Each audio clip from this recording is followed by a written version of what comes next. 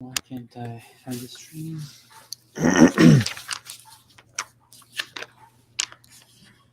And if you can find a stream of Umdat Ul-Ahkam on YouTube, feel free to share, inshallah. Okay. On the Brothers channel. You share the link or? Yeah, I'll share it on the Umdat Ul-Ahkam. We have a WhatsApp group.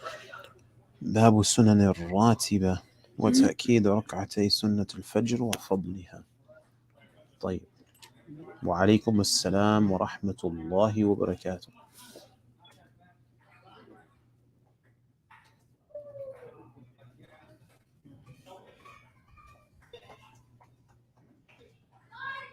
New background. Is it a new background, Sheikh? Yeah, it keeps Same changing. background? It keeps changing. Yeah, from Oh. Surah Al-Nubala to... Oh, that's you. Yeah, of course. We're gonna mix it up so nobody gets bored. Yes, subhanAllah. Okay, let me just share Okay, let me share the from Hadith. Yes. Tell me just trying to keep it down a little bit.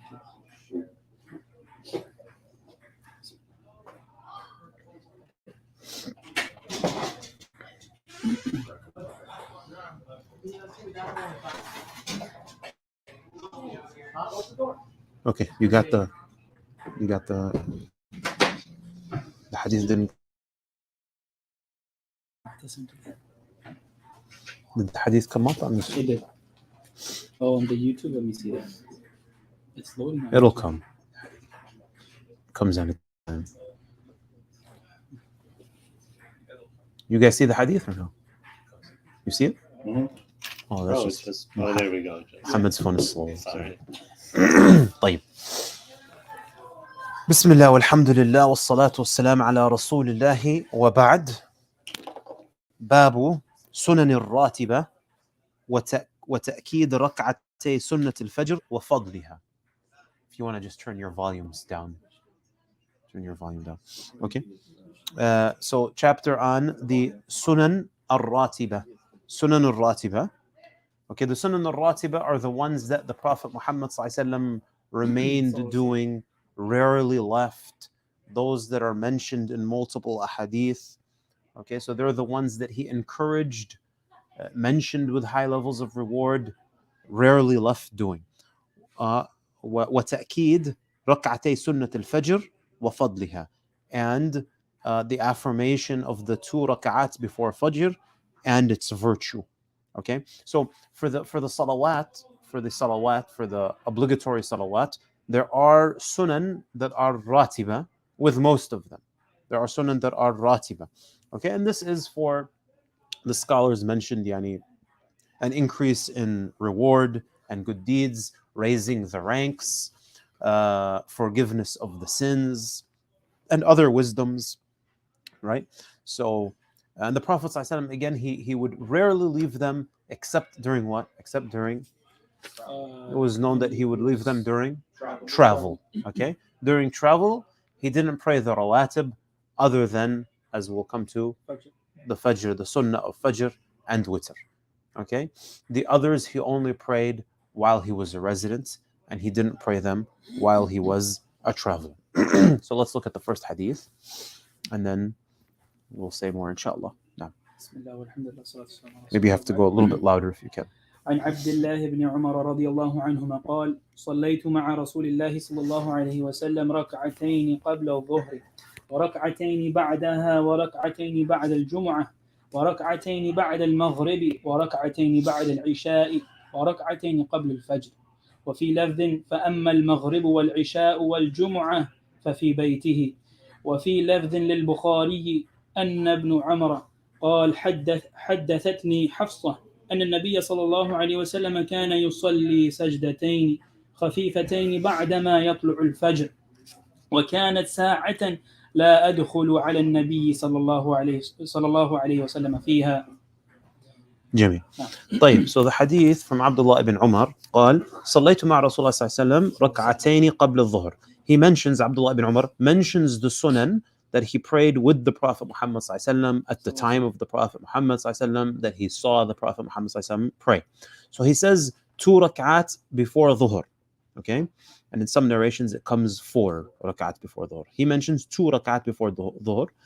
2 ركعات بعدها وركعتين بعدها 2 ركعات after ظهر وركعتين بعد الجمعة 2 ركعات after جمعة وركعتين بعد المغرب 2 ركعات after مغرب وركعتين بعد العشاء and 2 ركعات after عشاء.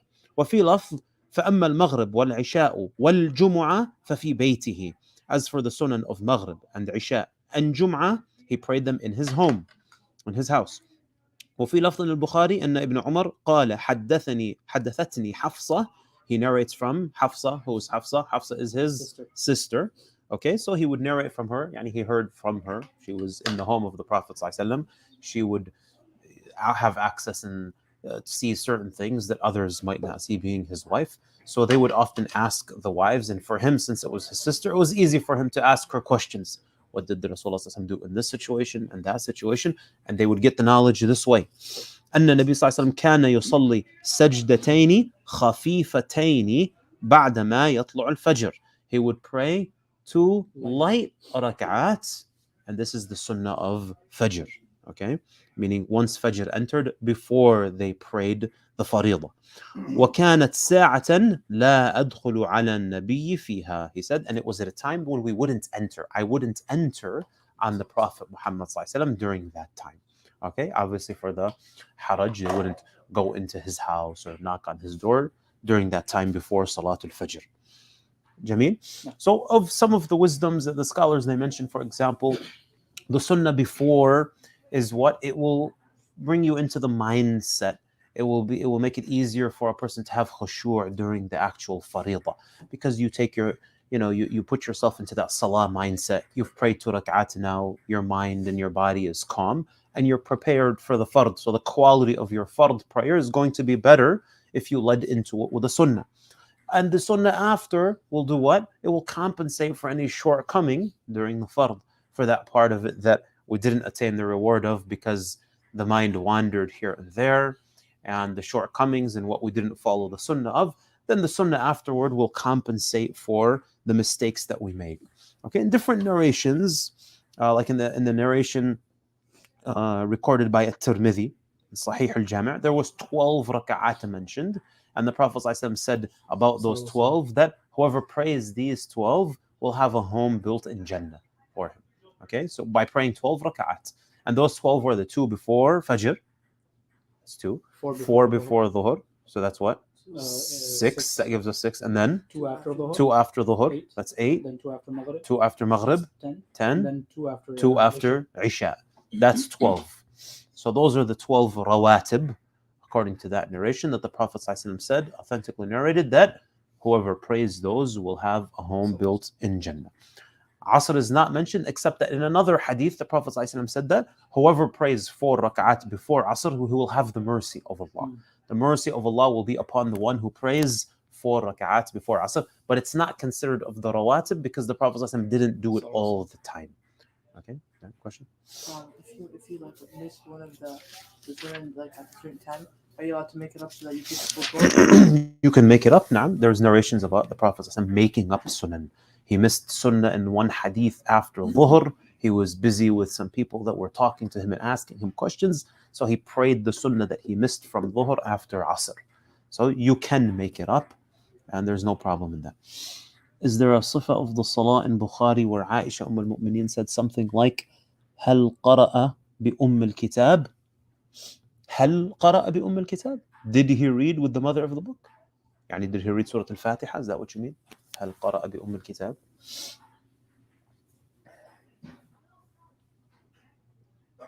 Question. No. The sunnah of Dhuhr and Asr, you have to pray in multiples of 2, you can't pray. Multiples of 2, now. 2 and 2, right? So when 4 are mentioned before Dhuhr, it's 2, salam, and then another 2 rak'ats. No? As we're praying the... No? No, you can't combine 4. And it wasn't known that always the sunnah are mentioned 2 by 2. As the Prophet ﷺ, when people asked him about praying the night prayer, he said, mathna, mathna, mathna, 2 by 2 by 2. And when he prayed before Dhuhr, he would pray 2 and then another 2. So it wasn't 4 rak'at all as one unit. No? As we're praying after Jumu'ah, the 2 sunnah, So if one prays in the masjid, he has to pray 4, right? And if he goes to a house, he can pray 2. Now, But from the sunnah was that if he prayed in the masjid, he would pray 4. And if he went home and prayed the sunnah after Jum'ah, he would pray 2 rak'ats. So 2 rak'ats at home or 4 in the masjid. This would be the closest thing to the sunnah. Yeah. Or iqra, one of these two. Salat al-layl wal-nahar, mathna wathna. No, that's correct. Mathna mathna. Salat al-layl wal-nahar is mathna mathna. Here, Salat al-layl wal-nahar is speaking of the qiyam al-layl and the salah of duha. So mathna mathna. The only difference is that for qiyam al-layl, thumma awtir, and then add witr, right? As for duha, it's just 2 by 2. Okay, and as was also narrated, for the one who missed qiyam, you can make it up by praying at the time of duha, but you keep it an even number and you don't add that ad rak'ah. Addition on that one, let's say if you miss the witr, you have to make up. Let's say every night you used to pray 3 rakah, so you have to make up after duha 4, right? 2 or 4. 2 or 4. La bas. You can do 2, you can do You 4. used to do 5, like 6. If you want, that's even better now. Do 6. You can pray. So you can pray at the time of duha, you can pray in multiples of 2. Pray 8 if you want to. 2, 4, 6, 8, la bas. And that's what also is narrated. If a person comes before the Jum'ah and he has time, he can pray as much as he wants, right? Like 2, 2, 2. Before the Jum'ah, it was known about the Sahaba that some of them would come into the masjid and continue to pray until the adhan. So they would come early at the time of Jum'ah. So this is the only time where we wouldn't be concerned with what? The zenith, that prohibition at that time. Because this was known about the Sahaba, that they would come in and they would continue to pray until the adhan. Okay, وفي لفظ لمسلم حمق الله ركعتا الفجر خير من الدنيا وما فيها. Meaning what? That the Maghrib, the Isha, and the Jum'ah. No, وفي لفظ لمسلم. Carrying on. Remember the lafz that comes a little bit later. He says ركعتا الفجر, the 2 rakat of Fajr are they're better than the dunya وما فيها. It's better than the world and everything in it. Okay, so that's the virtue of just the 2 rak'ats before Fajr is better than the world and everything in it. Okay, and some of the scholars said, then what about Fajr itself? If that's the sunnah, it's better than the world and everything in it. What about Salat al-Fajr itself? Anything else here? Okay, so we saw in that narration that he was praying many of the sunan at home, right? Prophet ﷺ said in another hadith, وَلَا تَجْعَلُوا بُيُوتَكُمْ قُبُورًا. Don't allow your homes to be like graveyards, where Allah is not mentioned and there is no prayer there. So he would pray the best place to pray the fard is in the masjid. The best place to pray the sunnah is at home. Okay. And he said in another hadith, خير صلاة المرء في بيته إلا المكتوبة. The best place the person prays is in his house, except for the maktuba, except for the fariḍah. No? Okay, we can go on, inshallah. That was the one that was mutaqaddim that we just mentioned right now. No. Let's see. No, Bab al-Adhan. طيب, so Bab al-Adhan, chapter on the Adhan. Okay, what does Adhan mean? Linguistically, the word Adhan means what? It's a calling. Okay, it's an announcement. وَأَذِّن فِي النَّاسِ. Allah subhanahu wa ta'ala says, وَأَذِّن فِي النَّاسِ بِالْحَجِّ, and call out to the people with Hajj. So literally, the word Adhan means to call. Technically, in the Shar', الإعلام بحضور وقت فعل الصلاة بذكر مخصوص. It is a specific calling with specific wording to let the people know of the time of Salah. Okay, so that is the Adhan. How did the Adhan start? It started with one of the companions, Abdullah ibn Zayd. The Prophet ﷺ was looking for a way to call the people to the prayer. Okay, so he was going to take a bell to do that, even though he disliked, the Prophet ﷺ disliked to take a bell because that was what the Christians used. Okay, so he disliked it, but he was going to take a bell to call the people to prayer. Abdullah ibn Zayd, he had a dream. In his dream, he went to the market and somebody was selling a bell, and he was going to buy it from him. And he said, why do you want to buy it? He said, I want to give it to the Prophet ﷺ so he can call the people to prayer. So in his dream, this man that was selling bells told him, I will give you a better way. And he recited the adhan to him. Allahu Akbar, Allahu Akbar. The next day, he told the Prophet Muhammad ﷺ what he saw in his dream. And the Prophet ﷺ said that this is a truthful dream. Okay, ru'ya sadiqa. This is a truthful dream, the Prophet ﷺ said. And he told him, Alim Bilal. Tell it to Bilal. Teach it what you saw in your dream to Bilal. And have Bilal, who had a strong voice, call out this adhan. Okay, so that's how, and we know, of course, that the truthful dream is, as the Prophet ﷺ said, is 1/46th part of the prophethood. Okay, so the truthful dream is part of the prophethood.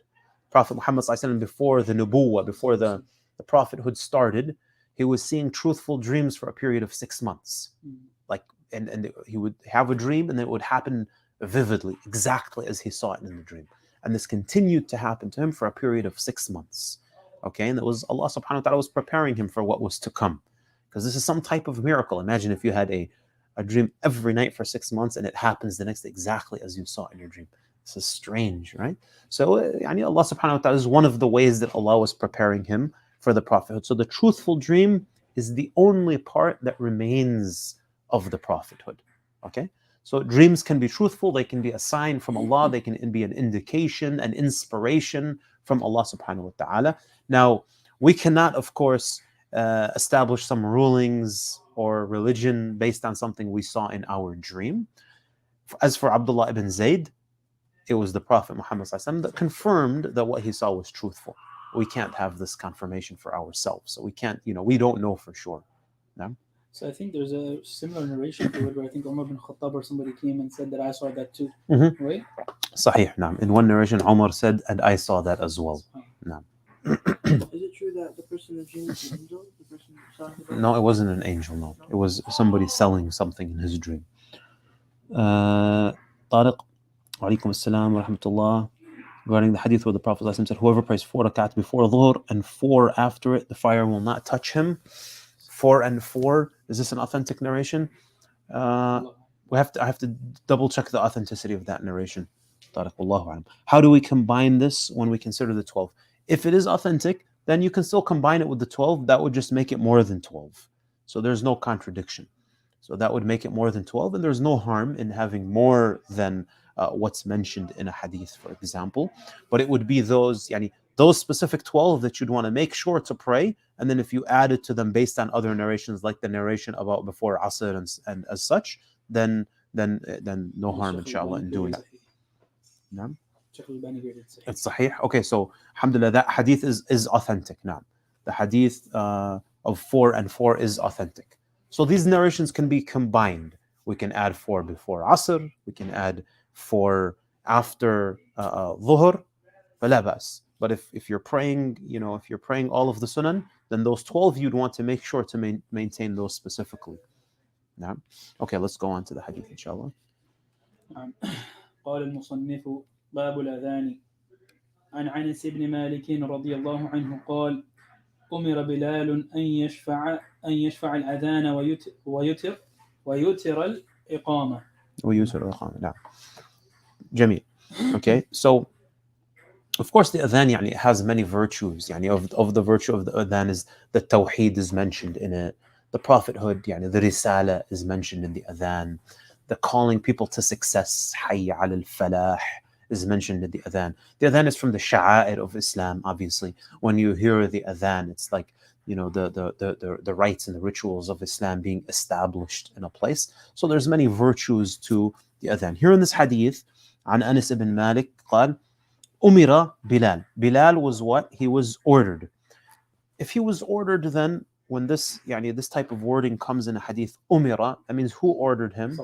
They're saying that the Prophet Muhammad ﷺ ordered him. Okay, like if they say umirna, we were ordered, that means we were ordered by the Prophet Muhammad ﷺ. Okay, this is important because when a Sahabi uses this wording, the hadith takes the ruling of coming from Rasulullah ﷺ. Whereas if a companion just makes a statement, then we don't have the ruling of marfu' to the Prophet ﷺ. Doesn't reach necessarily to the Prophet. It could be his own statement.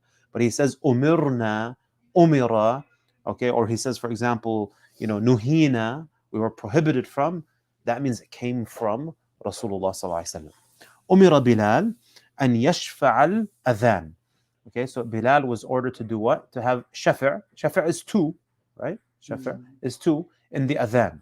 So you would recite Allahu Akbar there twice, Ashhadu an la ilaha illallah twice, whereas in the Iqama, وَيُوتِرَ الْإِقَامَة, and only once in the Iqama. Now the scholars, they differed as to the exact number of phrases in the adhan. Imam Malik, for example, he has 17, right? He has 17 phrases in the adhan. He would have what? The shahada, the shahadatain twice, quietly, and then twice out loud, according to Imam Malik. And it comes in an authentic narration. The what quietly and what? The shahadatain. So after Allahu Akbar, then Ashhadu an la ilaha illallah, Ashhadu an la ilaha illallah, twice quietly, the mu'adhin would say, and then out loud. Okay? That's according to Imam Malik. According to Imam Shafi'i, it's 19. Okay, so there's different, and everybody else is 15. The one we're used to is 15, right? But it's reported authentically in these different forms. Okay, so they're all authentic. If we were to practice the other, فلا بأس, as long as you're in the right place at the right time with people that are going to understand and not start throwing tomatoes at you or something like that while you're calling them. Allah. Some masajid in Yemen, I used to hear something additional that I never heard before. In only some masajid. In the Yemen? After Hayya al Salah, Hayya al Falah, Hayya al Salah, Hayya al Falah, Hayya ala Khayr al Amal. La hawla wa la quwwata. Nothing like this. No. It was like nothing there. Not every masjid, but there was like maybe a couple of masajids. Yeah, subhanAllah. Even in Egypt, sometimes in some places in the villages, you would hear, وَاشْهَدُ أَنَّ Mawlana Muhammad Rasulullah, or something like this, right? So they would add things from themselves. So we have to be careful. With Ali, the Shia, no doubt, they have their own calls and their own statements. On the mic. But at least not part of the adhan. No, they kind of made it like. They kind of made it like it's part of the adhan. And they say SubhanAllah. There's a couple of questions on that. Yeah, on the. There are three forms of adhan: Madani. We'll come back. We'll come back to it, inshallah. You send the caller repeating the adhan under his breath. Now, it's a difference of opinion. Okay, it's a difference of opinion, but it is authentically narrated. So you can say that it was authentically narrated both ways, right? You can say that it was authentically narrated with saying the shahadatain quietly and then out loud. This is authentically narrated, and it's authentically narrated without doing that. Okay, the reason the normal format, let's say the one that we're used to, is more widespread is because it was narrated to have been practiced more so at the time of the Prophet Muhammad by Bilal, by Ibn Maktoum, the mu'adhin, the two mu'adhins of the Prophet Muhammad. Imam Malik, but his case is strong. Why? Because he took it from the people of Medina. Now, in an issue like this, to take it from the people of Medina, just a couple generations after the Prophet Muhammad, they surely should have been passed on from one generation to another. So it'd be hard to imagine that this was the practice of the people of Medina just a couple generations later, and that it didn't have a basis in the Sunnah, right? So he has a strong case for that as well. Wallahu a'lam. But just so that we know, they are reported authentically. You may hear the adhan this way or that way. It's not an innovation. Okay. As for قد قامت الصلاة, I think Mu'tasim, you asked about that. So it's just قد قامت الصلاة, قد قامت الصلاة. For Imam Malik, it's one time. For Imam Malik, it's one time in the Iqamah. قد قامت الصلاة is one time. Okay. نعم. Would Allahu Akbar be considered once then? That's why you said no, that's twice? 2 times.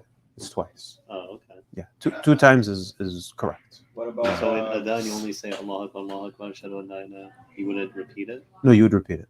Yeah. The Allahu Akbar is 4. And Oh, okay. 2 and then 2. In the Adhan. Yeah. In the Adhan. And then only one set of 2 in the Iqamah. Is there any narration Afwan. Is any narration of the Iqamah being 2 as well? There are narrations of the Iqamah being 2 as well.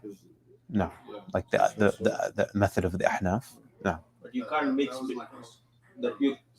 you shouldn't mix between the two. Yeah. Either do this or that. And you shouldn't mix between the two. What do you mean No. by mix? Yani, like adding them together, or doing, like if you're gonna do if you're gonna do it this way, then you should do it according to that method. Right? No, like in the same iqama, you shouldn't mix between both methods. One is 2 and then one is 4, for example. Okay. No, it needs to be the same across the board. But there's a valid. No. There's a valid view for that as well. No, Jamil Tayyib. So, what is the ruling on the adhan? The scholars, they differed between the ruling on calling the adhan. Okay, is it wajib? Is it, some of the scholars, or the majority of them, said it is what? Is fard kifaya. Fard kifaya. As long as some people, it's a fard to have some people calling the adhan. But then what's the ruling on calling the adhan if you're alone, for example? The scholars, they differed between it being wajib and it being mustahab. Okay? Either way, the salah is still valid. If somebody didn't call the adhan, of course it's preferred, no doubt it's preferred to call the adhan. And if you call the adhan, you've gone outside of any ikhtilaf between it being mustahab and it being wajib, right? So you go outside of the ikhtilaf by calling the adhan. And there's a virtue in calling the adhan. In one hadith, the man who stands, a shepherd, on the side of a mountain, and he calls the adhan and then prays, and Allah is so pleased with him that He forgives him and He admits him into Jannah. So there's a virtue for doing it. We should be in the habit of doing it.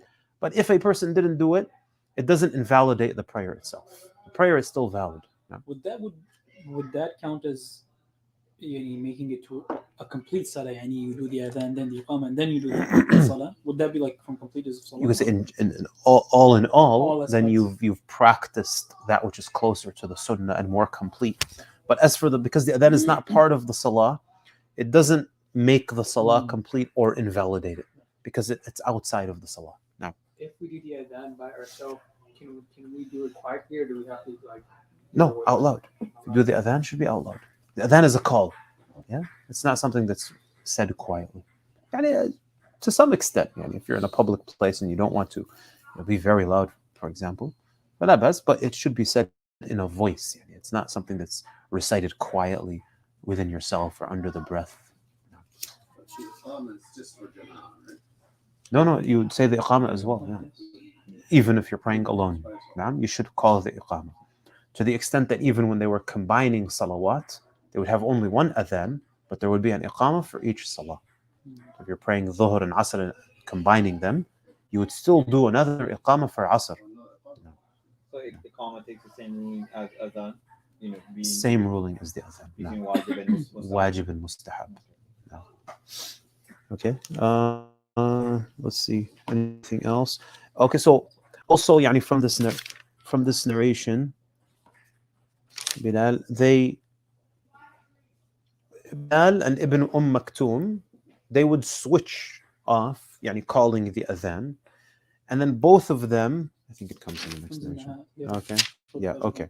And then in Fajr, they would both call the adhan, one before the other, as we'll come to see. As for Bilal, he stopped calling the adhan after the Prophet Muhammad's death. He could not get himself to go back to calling the adhan in Medina after the Prophet Muhammad died. And I believe there's a narration because he traveled and he left Medina, he went to Sham, and when he came back, he called the adhan one time, and it caused everybody in the city to cry because they remembered the Prophet Muhammad. Hearing the adhan of Bilal reminded them of Rasulullah. So it was narrated that the people in Medina were crying. Jamil. طيب. And there some of the scholars pointed out that as for the adhan, that it's for the men only. It's not, for example, necessary. We don't have any specific narrations about women calling the adhan or needing to call the adhan, for example, especially not if they were in a public place or something like that, because it doesn't, not befitting that they do. The only narration that could support the view that calling the adhan is mustahab and not wajib is once it was narrated that the Prophet ﷺ prayed in Muzdalifah during Hajj, and they didn't call the adhan. They prayed without the adhan. So this could support the view that it's mustahab and not wajib. But Allah knows, this was the only time that it was known that they didn't call. So it would seem to be closer to an obligation than it is to being sunnah. Or just they were in Muzdalifah? In Muzdalifah during Hajj. Or during Hajj? No. Wallahu a'lam. The women, they can leave the salah sometimes, right? So how can it be they can't do the... No, it's not that they can't. It's permissible. It's permissible for them to call the adhan. But is it something that's like preferred? Is it something that's like it takes the ruling of wujub for them to call the adhan? We would say no. Like we don't have any specific narration about that. The adhan was more so called, and to call the people to prayer. It's called in the masajid. And if we take the ruling of the majority that it's fard kifaya, then once it's been called in the masjid, then nobody else needs to call it. Yeah? So there would be no wisdom in them having to call the adhan in their homes. Allah. نعم بسم الله. عن أبي جحيفة وهب بن عبد الله السوائي قال آتيت النبي صلى الله عليه وسلم وهو في قبة له حمراء من أدم قال فخرج بلال بوضوء فمن ناضح ونائل قال فخرج النبي صلى الله عليه وسلم وعليه حلة حمراء كأن أنظر إلى بياض ساقيه قال فتوضأ وأذن بلال قال فجعلت أتتبع فاه ها هنا وها هنا يقول يمينا وشمالا حي على الصلاة حي على الفلاح ثم ركزت له عنزة فتقدم وصلى الظهر ركعتين ثم لم يزال يصلي ركعتين حتى رجع إلى المدينة. جميل. So the hadith عن أبي جعيفة وهب بن عبد الله السوائي قال أتيت النبي صلى الله عليه وسلم وهو في قبة له حمراء. He said, I came to the Prophet Muhammad صلى الله عليه وسلم while he was in a tent of his that was حمراء. It was red in color, min adam, and it was made of some type of leather. Okay, it was so they would have something that was protecting them from the sun and whatnot. قال فخرج بلال بوضوء. So Bilal brought out the wudu. He brought the wudu to the Prophet Muhammad صلى الله عليه وسلم, and after he used it, he still was carrying the wudu. فمن ناضح ونائل. So of the people were those who came to take some of the water from the wudu that the Prophet Muhammad صلى الله عليه وسلم used. Okay, some of them nadih, they would spray some of that water on themselves to take the blessings from the Prophet Muhammad صلى الله عليه وسلم. And this was something specific to the Prophet Muhammad صلى الله عليه وسلم, to take blessings off things that came from his body, whether it was water or a hair or anything. The Sahaba would race to take those blessings from the Prophet Muhammad صلى الله عليه وسلم. This was specific to the Prophet sallallahu alaihi wasallam. Wana'il, na'il is from nail, which means to take much of, a lot of. Na'il is from nail. Nadh is to sprinkle. Oh, okay. Nala means attained. So he took more. Okay, so to take a lot. So some of them took a bunch of the water and they would, rub it on their body and whatnot. And some of them just took some and sprayed it on themselves. قال فخرج النبي صلى الله عليه وسلم عليه حلة حمراء. The Prophet صلى الله عليه وسلم came out and he was wearing something that had some red in it. Okay, كأني أنظر إلى بياض ساقيه. He said, it's as if I see the whiteness in his shins. قال فتوضأ وأذن بلال. He made wudu and Bilal called the adhan. قال فجعلت أتتبع فاه ها هنا وها هنا. This is the shahid in the hadith. So I saw him, Bilal, as he was calling the adhan, he would look this way and that way, meaning he would turn his head this way and he would turn his head the other way. يقول يمينا وشمالا, right and left. حي على الصلاة حي على الفلاح ثم ركزت له عنزة. And then they placed a stick or a spear in the ground, جميل, as a sutra for the salah. فتقدم وصلى الظهر ركعتين. The Prophet ﷺ came forward, he prayed صلاة الظهر 2 ركعات ثم لم يزل يصلي ركعتين حتى رجع إلى المدينة. And he continued to pray 2 ركعات, meaning he shortened the prayer until he went back to until he got back to Medina. We see in this hadith the shortening of the prayer during the traveling. No matter how long the traveling is, you continue to shorten the prayer. The preference of taking a sutra when praying in an open space, if there's nothing in front of you, there's no wall, there's no pillar, then it's preferred to take a sutra. Okay, and if somebody were to pass behind the sutra, then that's okay. Okay, but they shouldn't pass in front of you between the one praying and the sutra itself. They can pass behind it. Jameel. They also called the adhan, even though they were traveling. They still called the adhan in that situation. No? Question? For the sutra, if there is no sutra, so I heard that you just should give room for the sujood and then you're allowed to walk in front of it. Is that true? If the person is not taking a sutra, just don't pass in front of them. Pass, keep some distance between where the person is and where you walk. Keep enough distance. Minimum distance is how much space he needs for sujood. That's the minimum. But if you keep more distance than that, that's even better.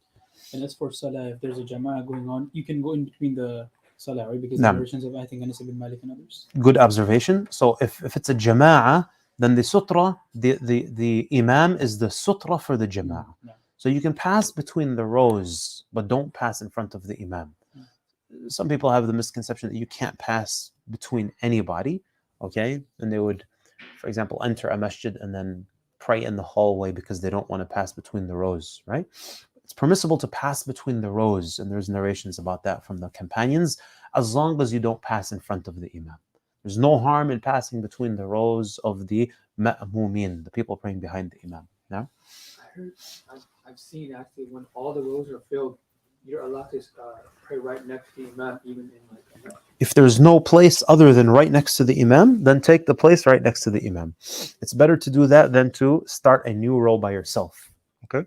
It's better to stand next to the imam than to have your own row by yourself. But if there's spaces in the rows behind the imam, then that would be the first place that you should look for. Or you go to the right, yeah, right. You go to the right. To the right, unless the row is shorter, you want to start directly behind the imam. If the line, let's say you're the second row, okay, and it's equal on both sides, then it would be preferred to go to the right. Okay, but if on the left side is closer to the center, like the row is going longer on the right side and short on the left, then it would be better to go on the left because that's closer to the center of the row behind the imam. So let's say you enter the masjid in prayers in session. No. To end maybe last rak'ah, and you know there's nobody else coming, and the last row is full. Do you pull someone from the last row to pray? No. So do you pull somebody back? The scholars, they differed on pulling somebody back. Some said yes, you pull somebody back with you.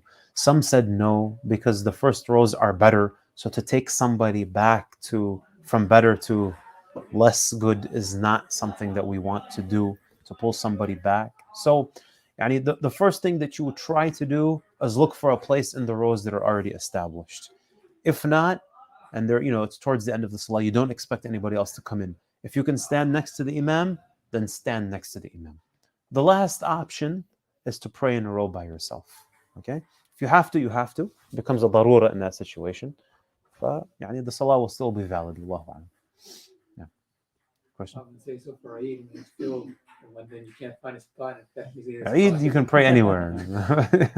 Eid, you can pray on top of the shoes. There's No. question I think a brother asked on description of adhan, like during the saying of Hayya ala salah, Hayya ala falah, you have to turn your head. So on the time of Hayya ala salah, you say 2 times, just do 2 times, one here and one there, or 2 times here for Hayya ala salah and 2 times here. So he doesn't mention in the narration. He just said he was turning his head. So it could be that he was turning both ways, like Hayya ala salah, one way here and one way there, and then Hayya ala falah, one way here and one way there. It's possible. Or Hayya ala salah, one direction, Hayya ala falah, the other direction. The ulama, they said that the wisdom here is so that people would hear on this side and people would hear on that side. Allah. In the dream of the person saying that, No. did the person also say Qur'an when you say Hayya? He didn't say about his dream that. He just said that the person taught him the wording. Okay, I think this is the last hadith. Second last. Second. Yeah, Bismillah. عن عبد الله بن عمر رضي الله عنهما عن رسول الله صلى الله عليه وسلم أنه قال إن بلالا يؤذن بليل فكلوا واشربوا حتى تسمعوا أذان ابن أم مكتوم. نعم. So the Prophet ﷺ, he says here that أنه قال إن بلالا يؤذن بليل. He told them Bilal is calling the adhan at night, meaning it's not Fajr yet. It's not Fajr yet. He's calling the adhan, it's not Fajr. فكلوا واشربوا. So continue to eat and to drink حتى تسمعوا أذان ابن مكتوم, until you hear the adhan of Ibn Maktoum. Okay? So it's permissible to do what? To have two adhans for Fajr. As we said, one adhan to let the people know that Fajr is close. Okay? But you can still eat and drink during that time and praying Qiyam al-Layl and get ready for Salatul Fajr. Okay? Notice here in the wording of the hadith, it comes فَكُلُوا. What kind of صيغة is this? فعل ماضي أو مضارع. أمر. فَكُلُوا. كُلُوا. أمر. So is this أمر for wujub? Because normally the فعل أمر shows what? That something is wajib, right? It's an أمر. But is this for wujub? No. It's showing permissibility. So the amr can be used to show permissibility. It can be used for istihbab. It can be used for wujub. But the asl, the default, is that the fi'l amr is used to show wujub of something. Okay? So that first adhan was at the time of suhoor. Okay? So this is the time now you're fasting. This is the time you should eat because you're running out of time. Okay? So it's permissible to have two adhans. Ibn Maktoum, he was one of the mu'adhins. Ibn Maktoum was blind, right? Yet the Prophet Muhammad would leave him in charge of Medina when they went out to expeditions.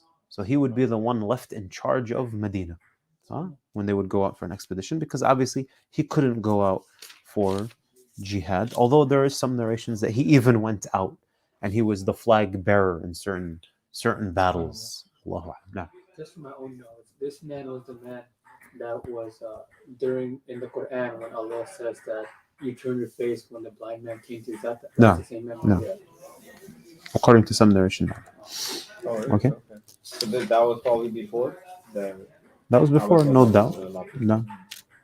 Because now these narrations are coming in Medina towards the end of Islam. نعم. طيب. So the last hadith, inshallah. And I think this adhan now they do it for like Qiyam too, right? I remember in Medina they used to do it for Qiyam. Exactly. Exactly. It's practiced in Medina and Mecca. No. عن أبي سعيد الخدري رضي الله عنه قال قال رسول الله صلى الله عليه وسلم إذا سمعتم المؤذن فقولوا مثل ما يقول. أبي سعيد الخدري قال رسول الله صلى الله عليه وسلم إذا سمعتم المؤذن, when you hear the mu'adhin, فقولوا مثل ما يقول, then say what he says, repeat as he says. Of course, it comes in other narrations, except for حي على الصلاة and حي على الفلاح. Then you say لا حول ولا قوة إلا بالله. But repeating the adhan the scholars differed. The strongest opinion is it's mustahab to repeat. And then after the adhan, as came, the Prophet ﷺ said, من قال, after the end of the اللهم رب هذه الدعوة التامة والصلاة القائمة آتِ محمدا الوسيلة والفضيلة وابعثه مقاما محمودا الذي وعدته حلت له شفاعة يوم القيامة, that my intercession will become halal for this person on the day of judgment. Okay? So this dua has a great importance. When you repeat the adhan and then make that dua at the end of the adhan, then the Prophet ﷺ will intercede on your behalf on the day of judgment. So I think I read regarding similar narration, but I'm not sure. It mentioned in the same dua after the it mentioned رضيت بالله ربا وبالإسلام مدينة. There's a narration that mentions that as well. No? I think it starts with the shahada, right? No. It's with the same with dua, the dua of that comes after the adhan. There is an authentic narration that mentions afterwards رضيت بالله ربا بالإسلام دينا وبمحمد صلى الله عليه وسلم نبيا. Doesn't it start with the shahada thing? No, it starts with the. No, that's at the afterwards. That's what I read. There might be a different dua. For the dua at the end of the adhan, starts with the shahadatain. Starts before the dua. No. Or after the dua. After adhan. So the dua and then shahadatain and then No, raditu billahi rabba It's the shahadatain and then raditu billahi rabba. without the other dua, I just without seen it, Allahumma rabbi hadhihi ad-da'wati at-tammati wa salat yeah, al-qa'imah, as a separate dua. without this one. Yeah. Allahu a'lam. I seen it written in a small masjid. It was on like the list of askar. Allahumma rabbi hadhihi ad-da'wati at-tammah is No, that one is the reported common by one. Bukhari and Yeah, Muslim. right. Could be. Allahu a'lam. I seen that. The one I read was There is a narration with a combination of Allahumma rabbi hadhihi ad-da'wati at-tammah with raditu billahi rabba after it. There is a narration like that. But you never seen one with. Well, I'm not sure. And then raditu billahi. Could be. I'm not sure. What about إنك لا تخلف الميعاد? إنك لا تخلف الميعاد is a weak addition. Weak. That addition is not authentic. Jameel. So that brings us to the end of the chapter and to the beginning of Babu Istiqbal al-Qibla. Facing the Qibla is next, inshallah. سبحانك اللهم وبحمدك أشهد أن لا إله إلا أنت أستغفرك وأتوب إليك. جزاكم الله خير. بارك الله فيكم. فيكم بارك. There's some burgers and hot dogs. Hopefully they're